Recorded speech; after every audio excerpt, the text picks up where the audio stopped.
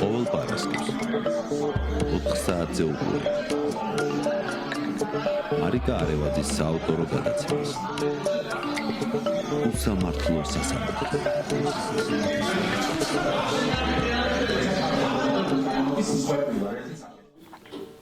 მოგესალმებით, დღეს პარასკევია და ტრადიციულად ხვდებით ერთმანეთს გირჩი ტივის ეთერში გადაცემით უსამართლო სასამართლო და დღეს ჩვენ გადაცემაში ვისაუბრებთ გელა ხასაიას საქმეზე, მის ადვოკატთან ომარ ფურცელაძესთან ერთად. ომარ, მოგესალმები პირველ რიგში, მაგრამ სანამ კითხვით გადმოვალ, შენთან მინდა რომ პატარა მიმოხილვა გავაკეთო იმისა, თუ რა ხდება ამჟამად ჩვენს თავს ზოგად ჭრილში, ხომ? იმიტომ რომ ჩვენ ვიცით, რომ ბოლო ეგრეთ წოდებული ცვლილებები, რომელიც ოცნების პარლამენტმა, არალეგიტიმურმა პარლამენტმა განახორციელა ადმინისტრაციულ სამართალდარღვევათა კოდექსში და სისხლის სამართლის კოდექსში, ფაქტობრივად შეიძლება ითქვას, რომ ამით მოახდინეს აზრის გამოხატვის თავისუფლების და ზოგადად პროტესტის შესაძლებლობის და გამოხატვის კრიმინალიზება. გარდა იმისა, რომ ეს ცვლილებები ერთადერთ მიზანს ატარებს, რასაც ჩვენ ყოველდღიურობაში ვხედავთ და ეს არის რეპრესიული მიზანი იმისათვის, რომ როგორღაც მოახერხონ და შეაჩერონ, ასე ვთქვათ, პროტესტი, უწყვეტი პროტესტი, რომელიც ფაქტობრივად ერთი წელია მიმდინარეობს ქვეყანაში. ამას ჩვენ ვხედავთ ყოველდღიურად, ვხედავთ როგორც ქუჩებში, ასევე ვხედავთ სასამართლო, ეგრეთ წოდებულ უსამართლო სასამართლოს სხდომის დარბაზებში, სადაც კონვეირული სისტემით და პრინციპით ერთი მეორეს მიყოლებით ასამართლებენ ადამიანს, როგორც სისხლის სამართლის წესით, ასევე ადმინისტრაციული წესით და უბრალოდ პროტესტის გამოხატვის გამო ციხეში სვამენ ადამიანებს. წინა კვირა იყო განსაკუთრებით მძიმე ამ მხრივ, იმიტომ რომ გარდა იმისა, რომ მართლმსაჯულება აღარ არსებობს სასამართლო შენობებში, არადა მისი ფუნქცია სწორედ მართლმსაჯულების განხორციელება და ეს არის კონსტიტუციური ვალდებულება საერთო სასამართლოების. ჩვენ დაგვანახა სასამართლომ, რომ აბსოლუტურად დაცლილია ის მორალური ღირებულებებისგან. ამას ვამბობ იმაზე დაყრდნობით, რომ იყო შემთხვევა, როდესაც ერთ ღამეში ფაქტობრივად მთელი ოჯახი ციხეში გამოკეტეს ადმინისტრაციული წესით, როდესაც დედა და ორი შვილი გაუშვეს ადმინისტრაციულ პატიმრობებში და გუშინ კიდევ უფრო მძიმე შემთხვევას ჰქონდა ადგილი, როდესაც პენსიონერი დედა 5 დღით გაუშვა მოსამართლემ ადმინისტრაციულ პატიმრობაში იმ პირობებში, როდესაც ამ დედის ახალგაზრდა შვილი გოგონა იმყოფება ისედაც თავისუფლების აღკვეთის პირობებში, ზესტაფონის იზოლატორში და მასთან დადიოდა ყოველ დღე თბილისიდან ზესტაფონში იმისათვის, რომ მიეწოდებინა ის საჭიროებები, რაც შვილს გააჩნია. ეს ყველაფერი ცნობილი იყო მოსამართლისთვის, წარდგენილი იყო შესაბამისი მტკიცებულებები, ახსნა განმარტებები, თუმცა მოსამართლემ მიიღო ის გადაწყვეტილება, რაც მიიღო, რითაც ფაქტობრივად დაგვანახა, რომ არც მორალური ღირებულებები აღარ არსებობს ამ სასამართლოში სამწუხაროდ. ამასობაში ჩვენ წამოგვეწია ეუთოოდირის დასკვნა, რომელიც პირდაპირ მიუთითებს, რომ ყველაფერი ის, რასაც ჩვენ ვამბობდით და ყველაფერი იმას, რასაც ყოველდღიურად ვხედავთ ამ ტერორის ფარგლებში ეგრეთ წოდებული ცვლილებების კვალდაკვალ, ეუთოოდირმაც მიუთითა და აღნიშნა, რომ ბოლო ცვლილებები, რომელიც ზღუდავს აზრის გამოხატვის თავისუფლების ფარგლებს, არ არის ლეგიტიმური, ის ემსახურება უფრო მეტად რეპრესიულ მიზანს და მნიშვნელოვანია სასწრაფოდ მოხდეს მისი გაუქმება. ეუთოოდირის დასკვნაში მნიშვნელოვან გარემოებებზეა საუბარი, კონკრეტულად იმ 3 ტესტზე, რომელსაც უნდა გადიოდეს ნებისმიერი კანონი მიცვლებამდე, უბრალოდ კანონ პროექტი სანამ ის კანონად იქცევა და ზუსტად საუბარია ამ 3 კრიტერიუმზე, როგორიც არის მაგალითად ტექსტის ბუნდოვანება და ფართო განმარტების შესაძლებლობა, ლეგიტიმური მიზნის არარსებობა და არაპროპორციული შეზღუდვა. ეს სამივე ის გარემოება, რომელიც მათ შორის ეუთოოდირის დასკვნამდე ადვოკატები თითოეულ საქმეზე ვუთითებდით, თითოეულ ამ ეგრეთ წოდებულ ადმინისტრაციულ საქმეზე, თუმცა არც ერთ შემთხვევაში არ იქნა გათვალისწინებული სასამართლოს მხრიდან. ასევე მნიშვნელოვანია, რომ სასამართლოს, როდესაც ის ხედავს რომ შესაძლოა კანონი ეწინააღმდეგებოდეს კონსტიტუციას, აქვს ვალდებულება საკონსტიტუციო სასამართლოს შესახებ კანონით, რომ შეაჩეროს საქმის განხილვა და მიმართოს საკონსტიტუციო სასამართლოს, რათა დადგინდეს აქვს თუ არა შეუსაბამობა საკონსტიტუციო, ანუ კონსტიტუციასთან იმ ცვლილებებს თუ კანონს, რომლის ფარგლებშიც უწევს საქმის განხილვა. მოკლედ მძიმე სერიალობის წინაშე ვდგავართ, რეპრესიები მხოლოდ იზრდება, მაგრამ ერთს მიუთითებს, რომ ეს რეპრესიების გაზრდა არის სისუსტე რეჟიმის მხრიდან, რადგან ძლიერ პოზიციაში მყოფს, არ სჭირდება რეპრესიები, ძალადობა და საკუთარი მოქალაქეების, ასე ვთქვათ, დაშინება და რეპრესიებით დამორჩილება. კარგი არის ის, რომ ადამიანები არ აღიარებენ ამ ეგრეთ წოდებულ ცვლილებებს და კანონებს და პროტესტი ყოველდღიურად გრძელდება და მე მართლა ღრმად მწამს, რომ ეს პროტესტი აუცილებლად მიგვიყვანს ცვლილებებამდე. ამ რეპრესიების ერთ-ერთი მაგალითია გელას შემთხვევა, რომელიც ბოლო პერიოდი თითქოს რაღაცა ყურადღება მოვადუნეთ, იმიტომ რომ ყოველდღიურად ახალ-ახალი დაჭერებია სისხლისთვის ადმინისტრაციული წესით. მაგრამ გელას შემთხვევა გამოირჩევა კიდევ იმით, რომ ადამიანს, ესე ვთქვათ, ხუმრობითაც ამბობდნენ მისი მეგობრები, რომ ნაცემი ადამიანი ჩაუდეს. აი ვიღაცას ხო ნარკოტიკები ჩაუდეს და მერე გამოუშვეს, ზოგი გამოუშვეს, ზოგი არ გამოუშვეს. გელას ნაცემი კაცი ჩაუდეს. მოდით ახლა ჩვენს მაყურებელს ომარ პირველ რიგში ავუხსნათ, რას ედავებიან გელას და რასთან გვაქვს ზოგადად საქმე. კი ბატონო, ძალიან დიდი მადლობა პირველ რიგში მოწვევისთვის. მე აბსოლუტურად მესმის, რომ იმდენად ინტენსიურია მოვლენათა ცვალებადობა, ასე ვთქვათ, დღევანდელ რეალობაში, ასეც რეალურ დროში ჭირდება რეაქცია და რეფლექსია საზოგადოების მხრიდან. შეუძლებელია, რომ ერთ კონკრეტულ სისხლის სამართლის საქმეზე უსასრულოდ ვისაუბროთ, პირობითად ან განმეორებითად, მაგრამ ძალიან მნიშვნელოვანია გელას შემთხვევა, თუნდაც სამართლებრივ ნაწილში და გელა ხასაიას როგორც პირველ მნიშვნელობას ძალიან რთულია თავიდანება, იმიტომ რომ ძალიან დიდი ფიგურა იყო, მისი ძალიან დიდი იყო თვითონ პროტესტში და მათ შორის უსამართლობასთან ბრძოლაში რეალურად, როცა ჩვენ ვლაპარაკობთ სამოქალაქო ჩართულობის და საზოგადოების და აქტივიზმის როლზე, გელა ხასაია ალბათ ის ადამიანია, ვინც სახელობით და პიროვნულად უნდა დაასახელო, მათ შორის ყველანი პრობლემებზე, რაც მარიკა თქვენი საუბრად რამდენიმე წუთის წინ ყველამ ფანტასტიკურად ვიცით, ვისაც პროტესტთან შეხება ქონია, რომ გელა ხასაია იყო პიონერი და ერთ-ერთი მედროშე ყველა ამ უსამართლობასთან ბრძოლის წინ და ბრძოლის საქმეში და ეს ადამიანი დღეს აპატიმრად დაწესებულებაშია ალბათ. ლოგიკურია ჩვენი მხრიდან, რომ ასე ვისაუბროთ ბევრი და ვისაუბროთ იმ საქმეზე, რა საქმის გამოც ის ახლა დღის მდგომარეობით გლდანის სასჯელსრულების დაწესებულებაშია მოთავსებული. მოტივაციები რამდენიმე ნაწილად დავყო და ზოგადიდან კერძოსკენ წამოვიდე. პირველ რიგში, როდესაც ჩვენ ვლაპარაკობთ პოლიტიკურ დევნაზე, ამა თუ იმ ადამიანის, ამ ვლაპარაკობთ უსამართლო თანამდებობაზე მოვლენების განვითარების, არ ვლაპარაკობთ, რომ ეს აუცილებლად გამოიხატება კონკრეტულ ბრალებში. მაგალითად, ეხლა დეკემბრის თვეში დაკავებულებზე მქონდა პრაქტიკა, რომ საუბარი იყო აქციის ან ზოგადად ესეთი დემონსტრაციის ფარგლებში კონტექსტუალურად ესეთ შემთხვევაში ჩადენილ დანაშაულებებზე და იქ ასაგები იყო რატო ვიყენებდით ტერმინს პოლიტიკურ პატიმარს ან პოლიტიკურ დევნას ან პოლიტიკურ მართლმსაჯულებას არა მართლმსომიერს თუმცა საზოგადოებისთვის აი არა იურისტებისთვის მინდა განმარტო რომ ის პოლიტიკური დევნა ზოგადად ან პოლიტიკური მართლმსაჯულება არ არის სამართლებრივი ტერმინი ეს არის უბრალოდ აღწერის ერთადერთი შესაძლებლობა და თავის თავში გულისხმობს საქმეებს სადაც არსებობს იმგვარი პოლიტიკური ინტერესი, რაც მართლმსაჯულების ინტერესს და ლეგიტიმურ კანონით გათვალისწინებულ მიზნებს ჯაბნის, ესე ვთქვათ და რეალურად რაღაც კონკრეტული ფორმალურად სამართლებრივი მოქმედების განხორციელება იმსახურება არა კანონის წინასწარ გაწერილ კონსტიტუციურ მიზანს, არამედ რაღაც კონკრეტული პოლიტიკური ძალის პოლიტიკური შედეგის მიღწევას და ეს შეიძლება გამოიხატოს ნებისმიერ რამეში. ამის ნათელი მაგალითია გიორგი ახობაძის და ნიკუშა კაციას ბრალდებები, მათ შორის ახლა იქ არ იწერა არსად ხო, რომ აქციაზე დაარღვიეს ამ ადამიანებმა, რამე ნარკოტიკული დანაშაულისთვის იყვნენ დაკავებულნი და მიუხედავად ამისა, ორი აზრი არსებობს, რომ აქ პოლიტიკურ დევნაზე იყო საუბარი და ეს ნარკოტიკით მათ ჯიბებში, მათ პოლიტიკური შეხედულების პარალელურად დადიოდნენ აქციებზე და აპროტესტებდნენ იმ არალეგიტიმურ რეჟიმს, რომელიც ამ რეპრესიებს ახორციელებს, რაზეც მათ ყავდათ თავიანთი აუდიტორია, ისინი იყვნენ ეფექტურები რეჟიმის წინააღმდეგ შვიდობიანი ფორმით ეფექტური იყო გიორგი ახობაძე, რომელიც თავისი მედიკოსის კომპეტენციიდან ძალიან უყვარდა აქციას და უყვარდა ზუსტად მისი კომპეტენციის მიზეზით და ეს ამან აქციას ამიზნედ გიორგი ახობაძე. ზუსტად ამ ლოგიკით გელა რომ ეფექტური იყო პროტესტის ფარგლებში და უსამართლობის წინააღმდეგ ეს ნიშანია იმისა, რომ გელას ჩართულობა მის დაკავება დღემდე არ წყდება, ხო?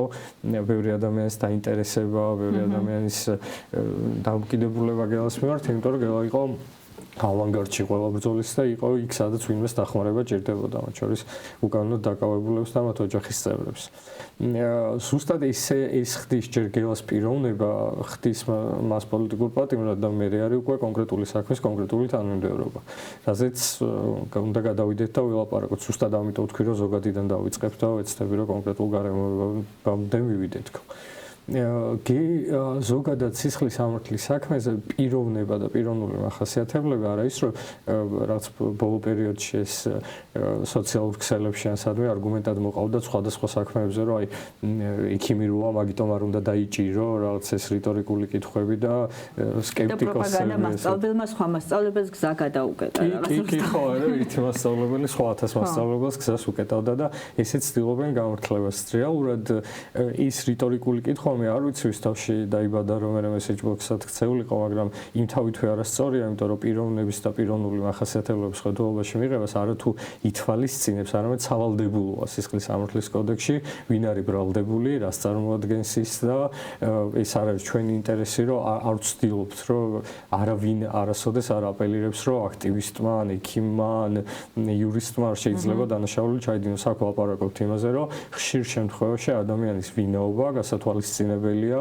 მის მიმართ სასჯელი სანც ასეთ ვისე რაღაც აღკვეთის ღონისძიების გამოყენებაში და ის არის ჩემი მოგონილი ეს არის კანონის მოთხოვნა და პირდაპირ ვალდებულება ერთი მოთხოვნა და მეორე ასევე სასამართლო პრაქტიკა ხო რასაც მიყვება სასამართლო და ყველა ისეთ შემთხვევაში რომელიც არ ატარებს პოლიტიკურ ერფელს სწორედ ასეთ პიროვნულ მახასიათებლებს იყენებს მათ შორის აღკვეთის ღონისძიების გამოყენების დროს. ხო, აი არა იურისტებისთვის რო გასაგები იყოს მაგალითად აღკვეთის ღონისძიების განხილვის ნაწილში, მათ შორის შემაჯამებელი სასჯელის ნაწილში, კანონი პირდაპირ ადგენს, რომ მაგალითად მიღებული ჯილდოები, სიგელები, მადლობები, ეს ყველაფერი ხედულობაში მიიღება ეს კანონი ადგენს ამას პირდაპირ. ეხლა რა შეიძლება იყოს მადლობის საფუძველი? მე ძალიან მიყვარს სპორტი და პატივსცემა, მაგრამ ერთის მხრივ შეიძლება იყოს 30 გატანილი გოლი ნაკრებში და მეორეს მხრივ შეიძლება იყოს ჯილდოს მიღების ან აღიარების საფუძველი, მაგალითად რუსეთმა გამოგაცხადოს სამშობლოს მოღალატედ აფხაზეთში, იმიტომ რომ თურმე ქართულ საქმეს აკეთებდი. ეხლა მაყურებელმა თვითონ განსაზღვროს. ეხლა მაყურებელმა თვითონ განსაზღვროს პიროვნული დახასიათებების ნაწილში, რომელი უფრო მნიშვნელოვანი და წონადია, მაგრამ ერთის მხრივ ჩვენ ნახეთ ბევრი ჯილდო გაცემული გოლების და კარგად ჩამოწოდებული კუთხურების მიზეზით და მეორეს მხრივ არის გელა ხასაია, რომელიც აფხაზეთის ამბების სახით ჯერ კიდე აფხაზეთში იყო დევნის ობიექტი და იყო დევნის ობიექტი, იმიტომ რომ აღმოჩნდა რომ მოდი ესე ვთქვათ, ეს კარგი სიტყვა ეხა პოპულარული საქართველოს აგენტი. თურმე აფხაზეთში ჩვენ დაკარგულ ტერიტორიებზე და თურმე ეს კაცი ქართული საქმის კეთებისთვის იდევნებოდა იქ. ეხლა ამაზე მეტი ჯილდო რა შეიძლება ადამიანმა მიიღოს რომ მე მის პიროვნება დაახასიათო ძალიან რთული წარმოსადგენია. ეს არის გელა ხასაია. რეალურად და ამას ძალიან დიდი მნიშვნელობა. გელა ხასაია არის ადამიანი, რომელიც არაერთხელ ყოფილა მსხვერპლი რეჟიმის და უსამართლო სისტემის, მათ შორის ადმინისტრაციული პასუხისმგების ნაწილში და ძალიან ბევრი უსამართლობა გადახდა თავს და ვერც ერთმა ვერ შეაჩერა და შეაკავა. ეხლა მისი დაკავება და მის მიმართ სისხლის სამართლებრივი დევნა. სანამ გადავვალთ მტკიცებულებებზე და საქმის შინაარსზე ძალიან მნიშვნელოვანია რომ გელას არაერთი თვეა უკვე და არაერთი წელია ემუქრებოდნენ დაკავებით. გელა ხასაიას მინიმუმ ორჯერ 2024 წელს და მინიმუმ ერთხელ 2025 წელს უკვე დახვდნენ მის საცხოვრებელ სახლთან და სცემეს და არ ვიცი ძალიან ბევრჯერ დაემუქრნენ და ასე შემდეგ. ფიზიკური ანგარიშწორებაც იყო კი იმეც სიცოცხლის მოსპობის მუქარაც იყო აი ზარები რო ხორციელდებოდა შეურაცხყოფელი ესეც იყო და ადმინისტრაციული კუთხითაც ეგრეთ წოდებული ადმინისტრაციული სამართალწარმოების ფარგლებშიც არაერთხელ ყოფილა ასე ვთქვათ რეპრესიების მსხვერპლი ხო ანუ დაახლოებით ესე რო ვთქვათ დიდი წითელი ის არის გელას თავზე იკითხება მის დაკავებამდე დიდი ხნის ადრე რომ ეს არის ადამიანი როცა მაგალითად ამის თემა საქართველოს ნახა მისი ჩანთის გამო დაკავების კადრები, რომელიც აი იმდენად მოვლენათა განვითარების იმდენად ალოგიკური თანმიმდევრობაა, რომ ძალიან დიდხანს მაშინაც როცა კონსულტაციის მიზნით მომართეს როგორც იურისტს ვფიქრობდი მიზეზი რა იყო დაკავების, იმიტომ რომ იქ ახმადი და გარკვევადი არ იყო რატო აკავებდნენ ამ ადამიანს. და ის გაუცება ალბათ რაც ყოველს ეტყობოდა ადგილზე მყოფ ადამიანს. კარგი არის ჟურნალისტები იყვნენ და კადრებზე აღმოჩნდა.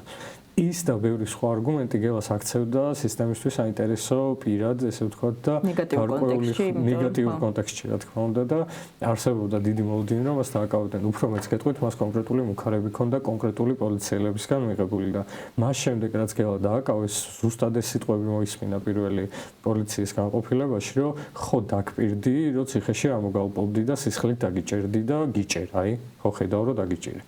ეხლა სხვას რო ყველაფერს დავიტოვებოდ, ის უკვე საკმარისია იმისთვის, რომ ნეიტრალურ კეთილსინდისიერ მოქალაქეს კითხვის ნიშნები გაუჩნდეს. მეორე დიდი კითხვის ნიშანი უნდა არსებობდეს გელას დაკავების დროებთან მიმართებით. გელა ხასაიას ედავებიან, რომ მან დანაშაული ჩაიდინა 2025 წლის 31 აგვისტო 1 სექტემბრის ღამეს. 1 სექტემბრის გამთენიისას ესე ვთქვათ და ამ დროს მას აკავებენ 30 სექტემბერს ასევე ღამით ერთი თვის შემდეგ, მაშინ როცა მისი დაკავების ყველანაირი საფუძველი არსებობდა ჯერ კიდევ 4 სექტემბერს. თუ დაკავება უნდათ, როგორც თვითონ ამბობენ, მე არ გულისხმობ, რომ გელა დასაკავებელი იყო რაიმე ეტაპზე, უბრალოდ ის მტკიცებულებები, რომლის საფუძველზეც გელა დაკავეს 29 სექტემბერს, არსებობდა 4 სექტემბერს. ანუ 26 დღე რეალურად გელას მიმართ არანაირი ღონისძიება არ განხორციელებულა, არც გამოკითხვას დაუბარებიათ, არც არაფერი სხვა არ გაუკეთებიათ და ძალიან მნიშვნელოვანი დეტალია, რომ 30 სექტემბრის ღამით გელა ხასაიას აკავებდნენ გადაუდებელი აუცილებლობით. ან განჩინებაც კი არა უღიათ გელა ხასაიაზე რომ დაეკავებიათ და სასამართლოს მაყურებელს რომ განვუმარტოთ რა შემთხვევაში ხდება, რას ნიშნავს ეს გადაუდებელი აუცილებლობა და რეალურად გელა შემთხვევაში მართლა ქონდა თუ არა ადგილი რაღაც ერთი თვის წინ ჩადენილ ეგრეთ წოდებულ თუნდაც იმ დანაშაულს თუ მართლა ვინმემ ჩაიდინა ის დანაშაული მის ფარგლებში. სპეციალურად შორიდან მაგიტომ მოვდივარ, რომ აი მაყურებელს სწორ კონტექსტში შევიყვანოთ, იმიტომ რომ კონტექსტის გარეშე დანაშაული ეგ არის კაზუსი და შეიძლება საინტერესო იყოს რაც საგანმანათლებლო მიზნებისთვის, ან იურიდიული ლიტერატურისთვის და მეცნიერებისთვის, თორე რეალურ ცხოვრებაში ყველა სისხლის სამართლის საქმე ის არის კონტექსტში ჩადენილი და შეუძლებელია ამ კონტექსტის ამორიცხვა, ხო? ეხლა ეს კონტექსტია ზუსტად ის, რომ გელას ძალიან დიდი ხანია ემუქრებოდნენ, რომ ჩვენ შენ სისხლის სამართლის წესით დაგიჭერთ და ამოგალპოთ ციხეში, რაც რეალურად თავის მხრივ სისხლის სამართლის დანაშაულია, უკანონო პატიმრობით ვინმეს ემუქრებოდა და მე არის როგორ მოხდა ამ ყველაფრის ეგზეკუცია უკვე და აღსრულება. მოდი სხვაობა გავაკეთოთ, რა არის განჩინებით აკავება და რა არის გადაუდებელი აუცილებლობით. კანონი პირდაპირ განსაზღვრავს, რომ თუ შენ გაქვს მტკიცებულებათა ერთობლიობა და რაღაც მტკიცებულებები და არ არსებობს მიმავლის საფრთხე ან დანაშაულის დროს არ წაგისწრია ადამიანისთვის, მაშინ ვალდებული ხარ არ თუ რაც კეთილნებაზეა დამოკიდებული პოლიციის. ვალდებული ხარ მიმართო სასამართლოს, სასამართლომ შეამოწმოს რამდენად არსებობს დაკავების საფუძვლები და გასცეს ნებართვა ადამიანის დასაკავებლად. ის ამის საგამონაკლისო შემთხვევაა გადაუდებელი აუცილებლობა და გულისხმობს იმას, რომ როცა ხარ ბუნებრივი ადამიანის დანაშაულის ადგილას წასწარი, შეგიძლია რომ დააკავო და იქ სასამართლოს არ დაელოდო როდის მიმართავს. ან ხელყვალზე მისდევა, ასე ვთქვათ და ის აკავო. ან ხელყვალზე მისდევა, ან უცებ შეიქმნა მიმავლის საფრთხე, რომ აი მაგალითად ადამიანის აზღვარს მიადგა და რაღაც უკვე ხვდები, რომ იქიდან წყდება შენი იურისდიქცია და მართლმსაჯულების განხორციელება, აქ კიდე რაღაც ლოგიკა შეიძლება იყოს. მედების თანმიმდევრობაში, მაგრამ როცა გაქვს ყველა ობიექტური შესაძლებლობა, უფრო მეც გეტყვით 26 დღე გაქვს სასამართლოს მიმართო, ხო შემოწმება მტკიცებულებების და სასამართლო გადაწყვეტილებით დააკავო ადამიანი. უნებრივია ეს უნდა გააკეთო. პირველ რიგში შენ ინტერესში შედის. ნებისმიერ დროს, ნებისმიერ სისხლის სამართლის საქმეზე პოლიცია ოცნებობს ისეთ საქმეზე, სადაც მას აქვს საშუალება და მტკიცებულებათა იმგვარი ერთობლება მიმართოს სასამართლოს და განჩინებით დააკავს, იმიტომ რომ ეს გარკვეულწილად საკუთარი თავისგან პასუხისმგებლობის ჩამოხსნა არის და ამარტივებს მათ შორის პოლიციის ცხოვრებას. ეხლა ამის არ გაკეთებას უნდა ქონდეს საპატიო მიზეზი. გელა ხასაიას ყოველდღე იგივე პოლიცია და იგივე პოლიციის ადმინისტრაციული ერთეულის თანამშრომლები ადამიანები ვინც დააკავეს ამ 26 დღის განმავლობაში ყოველდღე უყურებდნენ რუსთაველს. მის მიმართ არაფერი არ გაუკეთებიათ, არც შეუტყობინებიათ, არც უთქვამთ რომ გამოკითხვაზე უნდა გადაგიყვანოთ, რაიმე უნდა გკითხოთ, უბრალოდ მიადგნენ და გადაუდებელი აუცილებლობით დააკავეს. ის არის უცნაური, იმიტომ რომ გელა ხასაია რო არსად არ გარბოდა საქმიანობას რო აგრძელებდა მისას რუტინულს და ცხოვრობდა ისე როგორც იქამდე, ეს გასაგები იყო ყველაფერს და ახმადი. ანუ არავითარი ახალი გარემოება 29 სექტემბერს არ წარმოშობილა, რაც არ იყო იქამდე. ეხლა ნახეთ რა ხდება. ის პირველი უცნაური გარემოებაა და სკეპტიციზმის ძალიან დიდი სკეპტიციზმის საფუძველს პადებს, მაგრამ მეორე და არანაკლებ მნიშვნელოვანია განსხვავება ბრალდებულებს შორის, დამოკიდებულების მხრივ. ერთ ბრალდებულს ამ სისხლის სამართლის საქმეზე პოლიცია უგზავნის უწყებას წერილობით. და იწვევს მასთან ეპატიჟება ამის მოსაწვევს, რომ პოლიციაში მობრძანდით თუ გნებავთო და ჩვენება მოგვეცითო, რომ ვერ დაგაკავთო. ეპატიჟება და გელახასაიას რაც სპეცოპერაციით აყავთ. თან მე მახსოვს მისი მეგობრები მთელი გამე ვეძებდით, იმიტომ რომ უცბად გაუჩინარდა ადამიანი და რომ მივაგენით აღმოჩნდა რომ დაკავებული იყო, მაგრამ ჩვენ გვეგონა რომ ალბათ ადმინისტრაციული წესით როგორც ბევრი სხვა შემთხვევა ისინი სრულიად უკანონო, თუმცა ადმინისტრაციული და სრული მოულოდნელობა იყო მისი სისხლის დაკავება, მისი სისხლის წესით დაკავება. და აღკვეცაც მინდა რომ შევეხოთ, იმიტომ რომ რამდენად იყო იმის საჭიროება, რომ აღკვეთი ღონისძიების სახით გამოყენებული იყო წინასწარი პატიმრობა, იმიტომ რომ შენ ახლა ვცვლად ისაუბრე მისი მხრიდან რაიმეს მიმალვას, დანაშაულის განმეორების საფრთხეს, ანუ ის წინაპირობები, რაც უკვე მაყურებელმაც იცის აღარ სჭირდება ამას იურიდიული განათლება რომ იმდენად ბევრი დაიჭირეს და იმდენად ბევრჯერ ვისაუბრეთ ამ საკითხებზე, ეს წინაპირობები რამდენად არსებობდა. რომ თუ იქ სადაც არ არსებობს პოლიტიკური ნება იკვეთება, ხო? და ნიშნავს იმას, რომ აღკვეთის მიზანი ის კი არ არის, რომ რეალურად რაღაცა პრევენციები მოხდეს იმის რასაც კანონი თვალისწინებს, არამედ დაისაჯოს ადამიანი იმ წინასწარი პატიმრობის ფარგლებში. და თან საგულისხმოა ის, რომ გელას აღკვეთი ღონისძიების პროცესის შემდგომ რაც მანდატურებმა გააკეთეს სასამართლოს დერეფნებში, როცა ფიზიკურად გაუსწორდნენ გელასთან მისულ გულშემატკივრებს, დარბაზში მყოფ გულშემატკივრებს. ხო, ეს მნიშვნელოვანი საკითხია, ჩვენ დეკემბრის თვიდან მოყოლებული ვაპელირებდით, რომ ფიზიკურად შეუძლებელია დავანებოთ საქართველოს თავი, დავანებოთ რაღაც ყველაფერს თავი, ფიზიკურად შეუძლებელია სასამართლოს კონდეს 100%-იანი სტატისტიკა პროკურატურის მოთხოვნის დაკმაყოფილების და იქ რაიმე პრობლემა არ იყოს. ეს არის წარმოუდგენელი, ეს ლიტერატურაში წარმოუდგენელია, შეუძლებელია. ჩვენ ზუსტად ამას ჯერ კიდე დეკემბრის თვეში და ეს მოხდა მათ შორის Amnesty International-ის და არაერთი საერთაშორისო სადამკვირვებლო და პროფილური ორგანიზაციის ანგარიში, რომ რეალურად აღკვეთის ღონისძიებას ქართული სასამართლო იყენებდა როგორც სადამსჯელო ზომას. ანუ მისი თვით მიზანი, კანონიერი მიზანი უზრუნველყოს მართლმსაჯულების განხორციელება და ამისთვის შექმნა სათანადო პირობები არასოდეს არ ყოფილა სახელმძღვანელო, რეალურად თვითონ აღკვეთის ღონისძიება იყო დასჯა ადამიანის, რომ არ გამოეშვათ, იმიტომ რომ ფიზიკურ ნახეთ ძალიან ბევრი ნაკლებად მძიმე დანაშაული ქონდა აქვე ჩავამატებ ამას, იმიტომ რომ ყველაზე პრეზენტაბლურად მარჩას მინდია შერვაშიძის და თოკო თოშხუას кейსები, სადაც 0-დან 2 წლამდე თავისუფლების აღკვეთას ითვალისწინებს მოსაოდნელი სასჯელი მაქსიმუმ და ეს მაქსიმუმი რომ გამოიყენოს წინაპირობები უნდა არსებობდეს, ანუ საერთოდ რო თქვას რომ ამ ადამიანებს თავისუფლების აღკვეთას უსჯიო, წინაპირობები უნდა არსებულიყო და ჯარი მაქვს ამ მოხს სასჯელის სახით, ერთ-ერთი სასჯელის სახით და სასამართლოს პატიმრობაში ყავს უკვე მე-5 თვე დაიწყო ამის.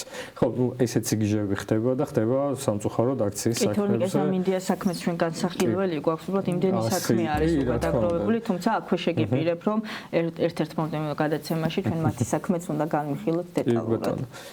გელახასაიას კონტექსტში რატო არის მნიშვნელოვანი, ხა როცა მიმალვის საფრთხეზე ვლაპარაკობთ, ცოტა ის უხერხულია გელას მიმალვაზე ვლაპარაკი, იმიტომ რომ კაცი სამუდამო პატიმრობა ემუქრება რუსეთის ფედერაციაში და ემუქრება აფხაზეთში. ერთადერთი კავშირი კიდე ამ ადამიანს ოჯახური, სოციალური და ეკონომიკური იქაც არ აქვს, მაგრამ სოციალური და თვისობრივი ნაცისებური კავშირი რომელ ტერიტორიასთან შეიძლება კონდეს, ეს არის აფხაზეთი. და იქ სამუდამო პატიმრობა ემუქრება. საქართველოში ყოფნა ამ ადამიანის დაცვის იმას დიდი გარანტია, ვიდრე ვინმესთვის შეიძლება იყოს საქართველოს ფარგლებს გარეთ უფრო დიდი საფრთხე და რისკები ემუქრება, ვიდრე აქ თუნდაც ამ პატიმრობით და მოსაოდნელი სასჯელი შეიძლება დაემუქროს. რაც შეეხება ახლა მტკიცებულებების განადგურებას და მოწმებზე ზემოქმედებას. როდესაც პროკურატურა თვითონ ამბობს, რომ სრულიად უცნობი ადამიანის მიმართ ჩაიდინე დანაშაულიო, ესეთ რამეს რა მოლოდინი უნდა არსებობდეს, რომ მე ამ ადამიანის მიმართ ხელახლა ჩავიდე დანაშაულს. და თუ თვითონ ორი მნიშვნელოვანი მომენტია რა, როდესაც ჩვენ ვლაპარაკობთ ოჯახურ დანაშაულზე, იქ მოწმეზე ზემოქმედების რისკი შედარებით რეალისტური შეიძლება იყოს, იმიტომ რომ თუ არსებობს ეკონომიკური, სოციალური, ფინანსური ემოციური ურთიერთდამოკიდებულება ბრალდებულსა და დაზარალებულს ბრალდებულსა და მოწმეს შორის, აქ არსებობს ნების მოდრეკის ობიექტური არათუ რისკი არ ვიტყვი. უფრო შესაძლებლობა. რო ესეთი რამე მოხდეს, მაგრამ როცა ბრალდებულსა და მოწმეს შორის ურთიერთკავშირი არ არსებობს მსგავსი და ურთიერთდამოკიდებულება, რაც ნებისმიერ დრეკას შესაძლებელს გახდიდა, მაშინ ლაპარაკობთ იმაზე, რომ ამ ადამიანმა რომ მოწმის ნებაზე გავლენა იქონიოს, უნდა ჩაიდინოს ახალი სისხლის სამართლის დანაშაული. რაც ნიშნავს იმას, რომ ამის აღკვეთა პოლიციის ფუნქცია და არა სასამართლოს. ეხლა ჩვენ რეალობაში რა ხდება, რომ პროკურატურა და პოლიცია, პროკურატურა მათ შორის პოლიციის წარმომადგენელია, არა იურისტი იმაყურებლისთვის რო იყოს ეს გასაგები, სასამართლო წარმომადგენელია სახელმწიფოს იმაში, როცა გამოძებას უზრუნველყოფს შინაგან საქმეთა სამინისტრო.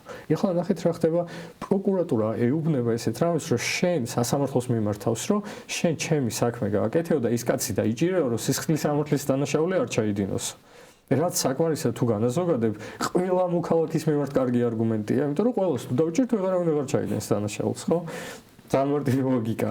ამას ამბობენ ხოლმე სრული სერიოზულობით, თუმცა არ წარმოედგინოთ, რომ ერთ საქმეზე ამბობენ ამას. ამას ამბობენ ყველას და ყველა საქმეც არ ყოფილა გამონაკლისი, უბრალოდ რომ ისე მიმართეს, რომ ის ადამიანებიო მართალიაო ერთმანეთს არ იცნობენო, არც მდგრადი მოტივი არ არსებობს დანაშაულის ჩადენის, ეს მეორე მნიშვნელოვანი კრიტერიუმია. რომ ის ადამიანი გელამ შურისძიების მიზნით კი არ ჩაიდინა ეს დანაშაული, ან ანგარებით კი არ ჩაიდინა, პროკურატურა ისე კი არ განიხილავს ამ ყველაფერს.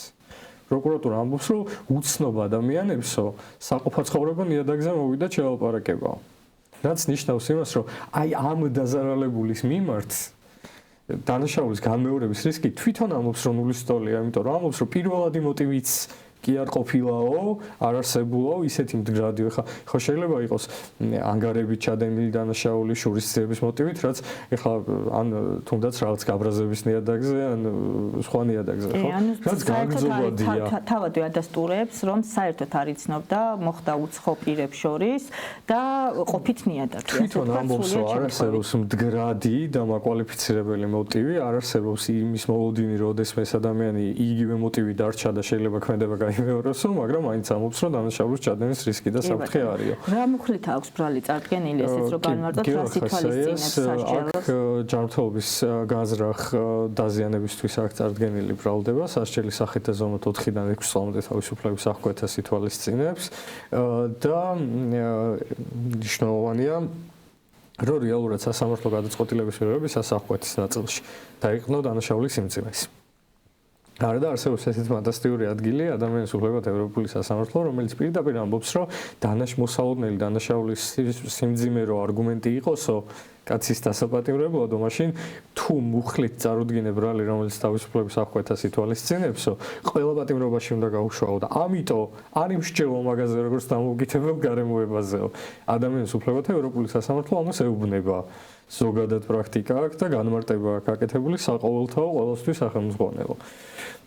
მიუხედავად ამისა, გელახასაია სწორედ ამ არგუმენტით, რომ ეს მძიმე დანაშაულია და შეიძლება ინტერესი ჰქონდესო, რომ თავი არიდოსო, პატიმრობასო, თავისუფლების აღკვეთასო, აი ამიტომ ყავთ აღკვეთის კონსტიტუციის. როდის არის მომდევნო სხდომა, გელასი, წინა სასამართლოს სხდომა, რომ უთხრათ ჩვენს მაყურებელს, მნიშვნელოვანია სასამართლო პროცესებზე სიარული და ადამიანის გამხნევა, იმიტომ არა სამწუხაროდ ჩემთვის ეს დამძიმეა, როგორც ადვოკატისთვის, როდესაც ამას ვამბობ, რომ სასამართლოში უნდა ვიაროთ, არა იმიტომ, რომ იქ სამართალი შეიძლება ვიპოვოთ, არამედ იმიტომ, რომ იქ დატყვევებული ადამიანი გავამხნევოთ ჩვენი ნახვით. კი ბატონო, 21 ნოემბერს არის შემდეგი სხდომა სასამართლო, იქნება წინა სასამართლოს სხდომა, სადაც გადაწყდება სამი საკითხი, ეს არის რა მტკიცებულებები იქნას გამოყენებული გელა საქმეზე, გადაწყდება უნდა გადაიცეს თუ არა არსებითად განსახილველად და მესამე გარემოება და არანაკლებ მნიშვნელოვანი, ეს არის თარიღის განსაზღვრა და დროების და ტექნიკური გადაწყვეტა. კი ბატონო, სწორედ აქედან გამომდინარე, რომ ჯერ მტკიცებულებები არ გაქვთ გაცვლილი, მე მტკიცებულებებთან დაკავშირებით არ დავსვავ კითხვას, ასე ვთქვათ, თქვენ სტრატეგიას დავტოვებ უცნობს, მათ შორის პროკურატურისთვის. ჩვენც არ გვაქვს უფლება, რომ ვისაუბროთ შინაარსზე შევიდეთ. ამიტომ აქ არ დაგისვავ კითხვას. ჩემი შემდეგი კითხვა იქნება, როგორ არის გელას განწყობა და როგორ არის გელა? ხო, მე როგორც გითხარით, ეხლა ვინც გელას პირადად იცნობს, მიუხედავად მისი მომცროდანისა, ძალიან დიდი ადამიანია. თვისობრივად, შინაარსობრივად და მისი განწყობებით. ეხლა ძალიან ხნედ არის გელს გენერალური დამოკიდებულება მის მიერ წარმოებული სისხლის სამართლის საქმისა იყო ის, რომ ის მზად არის მისი ღირსების დასაცავად უნდა ჩაჯდეს წლები ციხეში. ეს არის მის გენერალური პასაჟი, ეს არის მისი მთავარი мотиваცია და ზუსტად ის დავალება გვაქვს მიღებული ჩვენც მის ადვოკატებს, მე და ირაკლი ჯავახაშვილს, რომ ვიყოთ კეთილსინდისიერები ჩვენ პოზიციებში და ვიყოთ პრინციპულები, როცა საქმე შეეხება გელას ღირსებას, იმიტომ რომ მიუხედავად იმისა, რომ მას ძალიან დიდი რთული 4-დან 6 წლამდე თავისუფლების აღკვეთა შეიძლება ემუქრებოდეს წინ გელას მთავარი დავალება ჩვენ მიმართ და საკუთარი თავის მიმართ არის მისი ღირსების დაცვა, ესე ვთქვათ, ამ უხეში ჩარევისგან, რომელზეც ემუქრებოდეს არაერთი ცდილობა იყო, მათ შორის ამ სისხლის სამართლის საქმეზეც. თუნდაც იმ ფორმულირების გამო, რითაც შინაგან საქმეთა სამინისტრომ და პროკურატურამ რელიზები გაავრცელეს გელასთან დაკავშირებით და ბევრი სხვა რამე კიდე რაც მოხდა გელას დაკავების და დაკავებამდელ პერიოდში, დაკავების შემდგომ პერიოდში უბრალოდ, მაგრამ კიდე ერთხელ ვამბობ, ეხლა მაყურებლისთვის არ მინდა რაღაც წარმოიდგინოს, რომ საიდუმლოდ ტოვებთ რამეს ან რამეზე არ ვსაუბრობთ, უბრალოდ მტკიცებულობები უნდა გაგვეცვალოს, უნდა გაგვეცნოს და ამაზე ბევრი რამეა დამოკიდებული ჩვენ პოზიციებში, მაგრამ რაც შეგვიძლია დარწმუნებით ვთქვათ, ყველაფერი ის რასაც არ მოისმენთ გელას ადვოკატებისგან და მოისმენთ შინაგან საქმეთა სამინისტროსგან არის სუბიექტური, არის მიკერძოებული და დიდი ალბათობით ვთარიც კი ბატონო, ამას მაშინ მეც ასე ვთქვათ განმარტების მიზნით ვიტყვი, რომ დღეს მტკიცებულებებზე იმიტომ არ ვსვავ კითხვას, რომ ეს იურიდიული პროცედურაა, რომლის ფარგლებში ძალიან მტკიცებულებები არ არის გაცვლილი, მანამდე ერთმანეთისთვის მხარეებისთვის არ არის ცნობილი ერთის მხრივ რა მტკიცებულებები შეიძლება ჰქონდეს მეორე მხარის საქმეში წარმოდგენილი და ასევე ეს მნიშვნელოვანია იმ კუთხით, რომ წინასწარ არ მოხდეს დასახელება, რომ მეორე მხარეს ამ შემთხვევაში პროკურატურას არ მიეცეს შესაძლებლობა დამატებით მოიფიქროს რაიმე, რაც ახალ ტყუილს შექმნის ძალიან დიდი მადლობა, ეგ არის ყველაზე სწორი სიტყვა ამ საქმესთან მიმართებით, მოიფიქროს არის სწორი ზმნა, რაც შეიძლება გააკეთონ, თორე აქ არ ვლაპარაკობთ იმაზე, რომ სტრატეგიებს და რაც სიტყვებით თამაშით, ან სტრატეგიებით უპირისპირდებით ერთმანეთს, მოფიქრება გავხსნელი სიტყვა, რასაც პროკურატურა აკეთებს ამ პროცესში. კი ბატონო, მადლობა ომარ. ჩვენ კიდევ შევხვდებით არაერთხელ, მათ შორის გელას საქმეზე, როდესაც უკვე გადავა არცებითი განხილვის ფარგლებში. წარმატებები შენ ამ ბრძოლაში, იმიტომ რომ შენ უკვე გავლილი გაქვს რეჟიმის პატიმრებთან ერთად ღიმილის ბიჭების საქმე დაარქვი შენ, ეს თელმა საქართველოს მიცის. ეს ბრძოლა და კიდევ ამ ბრძოლაში ვარ და ვიქნებით მანამ სანამ არ შევცვლით და არ დავამარცხებთ ამ რეჟიმს, რომელიც ასე თელავს და სისტემურ ხასიათს აძლევს უკვე ადამიანის უფლებების, ასე ვთქვათ, რღვევას. და ასევე წარმატებები მინდა გისურვო ადვოკატთა ასოციაციის არჩევნები არის წინ და შენ ერთ-ერთი კანდიდატი ხარ, როგორც ჩემთვის არის ცნობილი აღმასრულებელ საბჭოში. ძალიან დიდი მადლობა მოწვევისთვის კიდევ ერთხელ. დაგემშვიდობებით, დავემშვიდობებით ჩვენს მაყურებელს მომავალ პარასკევამდე. ყოველ პარასკევს 4 საათზე უკვე მარიკა არევაძის საავტორო გადაცემას უსამართლო სასამართლო.